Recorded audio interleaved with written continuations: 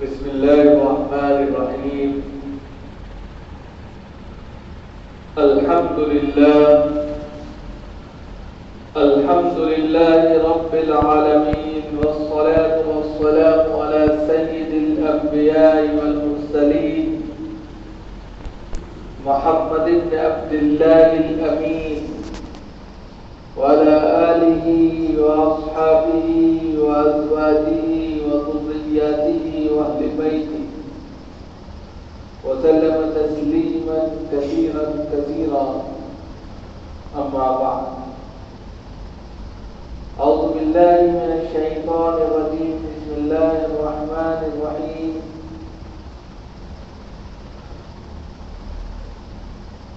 لقد كان لكم في رسول الله أسوة حسنة. صدق الله العلي العظيم. محترم بزرگ اور دوستوں، دینی اور ایمانی بھائیوں، اللہ رب العزت کا شکر ہے، اس کا کرم ہے کہ اس نے اپنی بارگاہ میں آنے کی توفیق عطا فرمائی. حضرات، آج جمعے کا دن ہے. ہر شخص بڑے اہتمام کے ساتھ میں مسجد میں تشریف لاتا ہے اور اپنے طور پر عبادت کا نذرانہ پیش کرنا چاہتا ہے تاکہ اس کا رب، اس کا اللہ اس سے خوش ہو جائے. یہ بہت بڑی بات ہے، یہ ایمان کی علامت ہے. لیکن ساتھ ہی ساتھ ہمیں اس پر بھی غور و فکر کرنا چاہیے اور اپنے دامن میں نظر ڈالنی چاہیے کہ کیا صرف ایک دن آ کر اچھے اہتمام کے ساتھ میں اللہ کے حضور نذرانہ پیش کر کے تمام دوسرے دنوں کے مقابلے میں یہ دن آپ کے لیے بڑی ذمہ ہو گیا اور دوسرے تمام دن بھی اسی کے ذمہ میں آ گئے. اب اس میں چاہے آپ اللہ کے دربار میں آئیں یا نہ آئیں، یہ صحیح ہے یا غلط ہے، اس پر بھی نظر کرنی ہے. ضروری نہیں ہے کہ انسان جو ہے کسی ایک خاص مسجد ہی میں نماز پڑھے، بلکہ اللہ رب العزت نے پوری کی پوری دھرتی کو مسلمانوں کے لیے خاص طور سے مسجد کی جگہ بنا دیا ہے. اگر زمین پاک ہے، صاف ہے، تو وقت پر نماز ادا کر لی جائے، نماز ہو جاتی ہے. اب ہمیں اپنی ایکٹیویٹی کے اندر، اپنی سرگرمیوں میں، اپنے تمام کاموں میں اس طریقے سے ٹائم ٹیبل بنانا چاہیے اور اس طریقے سے اپنے آپ کو تیار کرنا چاہیے کہ ہم نماز کا وقت اول وقت ہوتے ہی اول وقت میں نماز ادا کر دیں. الصلاۃ علی وقتہا، نماز کو اس کے وقت میں ادا کرنا ای الاعمال احب الی اللہ کے تحت آتا ہے. صحابہ نے آپ صلی اللہ علیہ وسلم سے پوچھا، سب سے اچھا عمل جو اللہ کے نزدیک ہے، جو محبوب ترین عمل ہے، وہ کیا ہے؟ تو آپ صلی اللہ علیہ وسلم نے بتایا کہ نماز کو اس کے وقت میں ادا کر دینا سب سے بڑا عمل ہے. تو ہم کہیں بھی رہیں، کسی جگہ بھی رہیں، نماز کا وقت جیسے ہو ویسے نماز ادا کر دیں. تو اس سے کیا ہوگا؟ برکتیں نازل ہوں گی، اس سے پریشانیوں کا خاتمہ ہوگا، اس سے اچانک حادثات سے حفاظت ہوگی، بیماریوں سے بچاؤ ہوگا. آج کے وقت میں آپ دیکھ رہے ہیں بیماریوں کا قہر برپا ہے، چاروں طرف جو ہے بیماریاں پھیلی پڑی. ایسے میں ہمیں اللہ کو یاد کرنا چاہیے، اللہ کے حضور سجدہ ریزی میں گر جانا چاہیے اور جہاں اللہ نے علاج اور معالجے کے لیے کہا ہے وہیں عبادت کے لیے بھی کہا ہے، دعا کے لیے بھی کہا ہے. ہم اپنا علاج معالجہ بھی کرائیں اور اللہ کے حضور میں آ کر جو ہے سجدہ ریزی کے ساتھ دعا بھی مانگیں. تو آپ کا بھی اس سے فائدہ ہوگا اور امت کا بھی فائدہ ہوگا۔ صرف آپ اپنے ذات کے لیے نماز نہیں پڑھتے، بلکہ آپ کے ذریعے جو آپ پڑھتے ہیں اس کے ذریعے نہ جانے کتنے لوگوں کو فائدہ پہنچ جاتا ہے۔ ایک انسان اللہ اللہ کرتا ہے، پوری دنیا کو اس کا جو ہے مزہ لوٹنے کو ملتا ہے۔ تو اپنے کو یہ نہ سوچیے، اپنے کو اس طور پر تیار کیجیے کہ ہم اللہ کے بندے ہیں، بندگی کے لیے بھیجا گیا ہے، اور بندگی جب تک پوری نہیں ہوگی اللہ خوش نہیں ہوگا۔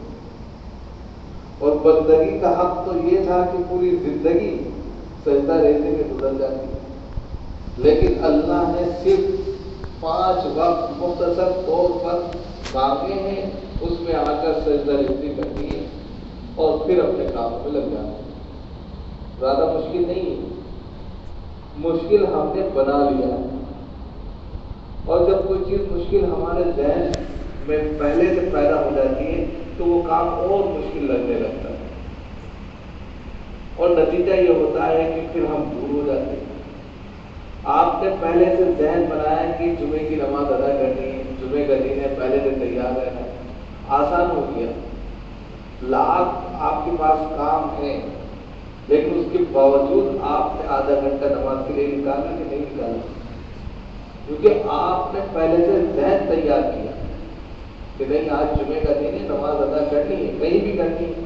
اب آپ جس راستے پر ہیں، جس جگہ پر ہیں، اسی اعتبار سے آپ نے اپنی کنڈیشن بنا لی، حالت بنا لی کہ ہم بڑا جگہ رہیں گے، اتنے بجے وہاں نماز ہے، پہلے سے تیار ہو کر نماز کے لیے وقت ہوتے آپ پہنچ گئے۔ تو یہ مینٹلٹی، آپ کا ذہن پہلے سے تیار تھا اور فوراً اس کو ایکسیپٹ کیا، وقت خود بخود نکلتا چلا گیا۔ ورنہ آج کی اس دنیا کے جھمیلے میں اور آج کے اس گھمسان میں جس میں انسان زندگی گزار رہا ہے، ہر طرف ایک دوسرے کے ساتھ ملتم گھومتا ہے، وقت نکالنا بہت مشکل ہے۔ کسی کے پاس وقت ہی نہیں، کسی نے بھی پوچھو آپ، وقت نہیں ہے۔ لیکن وقت تو خدا کی عبادت کے لیے نکالنا پڑے گا، اسی نے تو آپ کو پیدا کیا ہے، اسی نے تو بنایا ہے، اسی نے تو بھیجا ہے، اسی کی دھرتی پر تم رہتے ہو، اسی کے آکاش تلے زندگی بسر کرتے ہو، اسی کی پیدا کردہ چیزوں کو کھاتے ہو، تو کیا اس کی بندگی کا حق ادا نہیں کرو گے؟ مطالبہ ہوگا، سوال ہوگا۔ کہ سب کچھ ہمارا تھا، اس کے باوجود ہمارے لیے وقت نہیں تھا۔ آپ جس کے یہاں کام کرتے ہیں، آپ جس کے امپلائی ہیں، آپ جہاں بھی رہتے ہیں، آپ وہاں رہتے ہوئے اگر ان کا کام نہ کریں تو آپ ان کے نہیں ہیں، نکال دیں گے، آپ کو رکھیں گے نہیں۔ آپ اللہ کی زمین پر ہیں، اللہ کی بنائی ہوئی تمام چیزوں سے فائدہ اٹھاتے ہیں، اور اس کے باوجود اللہ کی بندگی کے لیے آپ کے پاس وقت نہ نکلے گی تو پھر کیا ہوگا؟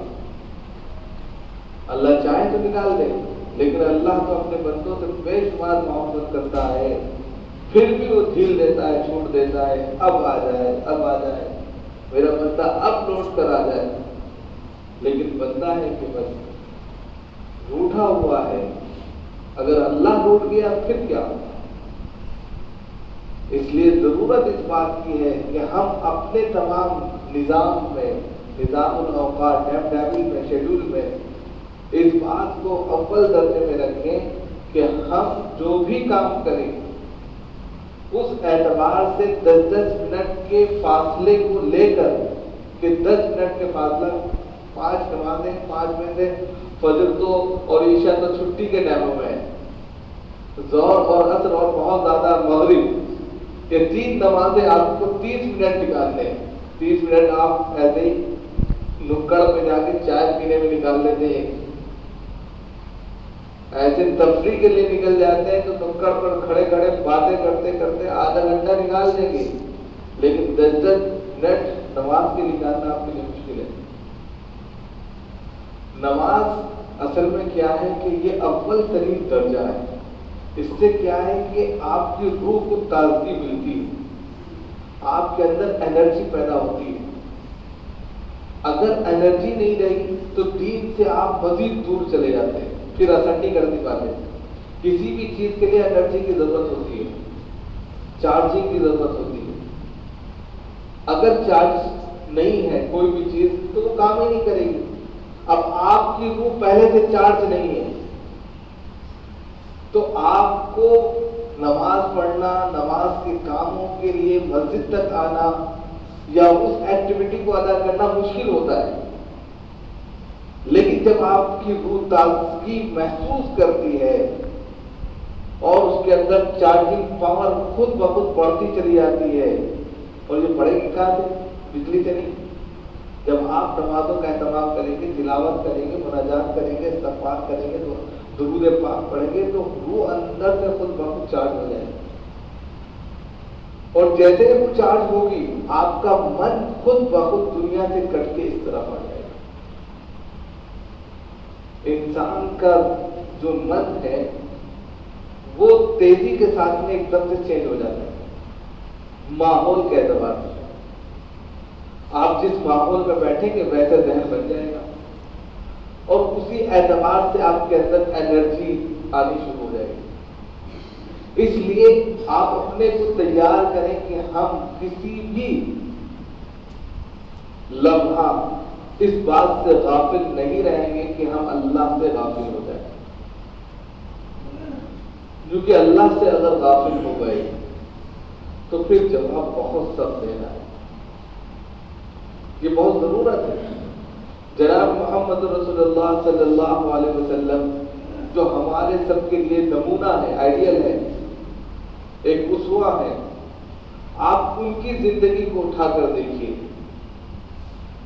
ان کی زندگی میں سب سے اہم چیز کیا تھی اور کیا ہے اور کیا رہی.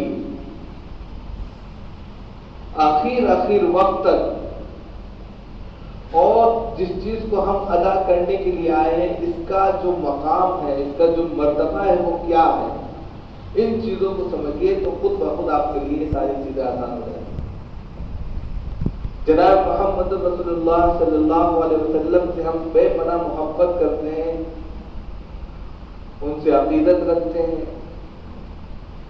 تو ان کی بتائی ہوئی باتوں کو کیوں ہم اپناتے نہیں ہیں؟ ہم دیکھتے ہیں کہ جناب محمد رسول اللہ صلی اللہ علیہ وسلم کے تعلق سے ہم اپنا سب کچھ لٹانے کے لیے تیار ہوتے ہیں. ان کے نام پر ہم اپنی جان بھی دے دیں, بہت کم ہے. لیکن جناب محمد رسول اللہ صلی اللہ علیہ وسلم جان کا نذرانہ نہیں مانگتے. وہ تو کہتے ہیں کہ شریعت اسلامیہ پر اور تعلیمات محمدی پر عمل کر لو, یہی سب سے بڑا نذرانہ ہے. لیکن اس چیز کو ہم نہیں تسلیم کرتے. تسلیم کیا کریں گے کہ ہم جو ہے نعرہ بازی دیں گے, ہم جو ہے جلوس نکالیں گے, ہم جو ہے دین محمدی کا نام اونچا کریں گے. تو دین محمدی کا نام سڑکوں پر اونچا نہیں ہوگا. دین محمدی کا نام تب اونچا ہوگا جب آپ کی زندگی میں دین آ جائے گا, جب آپ یہ سوچیں گے کہ ہمارا ایک ایک لمحہ ایک امانت ہے. اس امانت کا حق یہ ہے کہ ہم پوری زندگی سجدہ ریزی میں گزار دیتے, لیکن پھر بھی اللہ نے ہمیں موقع دیا کہ ہم دنیا میں پھیل کر دنیا بھی حاصل کر لیں, اپنے دین کو بھی سدھار لیں. تو پھر آپ کے اوپر ضروری یہ ہو جاتا ہے کہ جناب محمد رسول اللہ صلی اللہ علیہ وسلم کے اگر واقعی میں شہدائی ہے کہ ان کی سچی اور پکی اور سب سے محبوب ترین چیز جو نماز ہے, اس سے اپنا رشتہ جوڑیں. نماز پڑھنے سے بہت ساری بیماریوں کا, پریشانیوں کا, برائیوں کا خاتمہ ہوتا ہے. انسان آج کے وقت میں آپ دیکھتے ہیں کہ انسان پریشان ہے, روزی نہیں ہے, کام دھندے نہیں ہیں, اور قرآن کہہ رہا وَيَرْزُقْهُ مِنْ حَيْثُ لَا يَحْتَسِبُ, ہم تمہیں ایسی جگہ سے رزق دیں گے, روزی دیں گے کہ تمہیں گمان بھی نہیں ہوگا. ہم صبح سے یہاں تک کے کھاتے رہے, پورا وقت برباد کر دیا, کچھ بھی نہیں ہوا, اور اگر کچھ ملا تو برکت نہیں. اور نتیجہ کیوں نہیں سمجھ رہے؟ اس بات کا نتیجہ جو برا آ رہا ہے اس کے اوپر کبھی ہم ذہن نہیں رکھ پا رہے ہیں کہ ایسا ہو کیوں رہا ہے.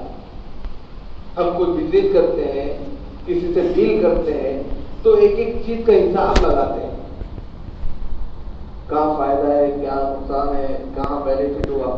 لیکن دین کے کاموں میں کوئی ہمیں فکر ہی نہیں ہوتی.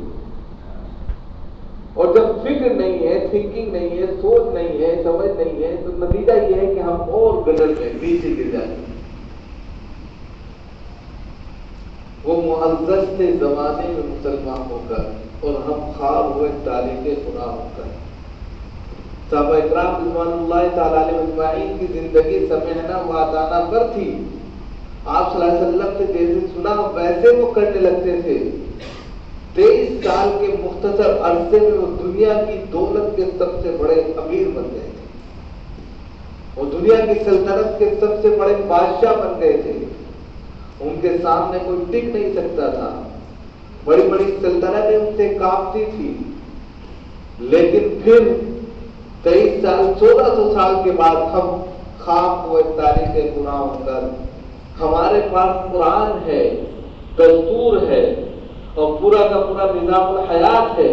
ہم نے اس کو تاک میں یا تصویروں میں یا جو ہے کہہ سکتے ہیں کہ تعویذوں میں بنا کر اس کتاب کو رکھ دیا، لیکن اس کے میسیجز کو بھلا دیا، پڑھا ہی نہیں. تو ہم خواب ہو گئے. سمعنا و اطعنا تو بہت دور کی بات ہے. نہ ہم قرآن پڑھتے ہیں، نہ اس کو سمجھتے ہیں، نہ اس کی تلاوت کرتے ہیں، اور نتیجہ یہ ہے کہ ہم دور اور دور اور بہت دور ہوتے چلے جا رہے ہیں. اب اس کے لیے ضرورت اس بات کی ہے کہ ہم سب سے پہلے اپنے شیڈول میں، اپنے ٹائم ٹیبل میں یہ لائیں کہ ہم نماز کو 5 وقتہ پڑھیں اور ہر نماز کے بعد کم از کم 10 لائنیں قرآن کی تلاوت کریں گے. اگر یہ ہوا تو انشاءاللہ ایک بہترین مثبت تبدیلی آئے گی. اللہ تعالیٰ ہم سب کو عمل کی توفیق عطا فرمائے.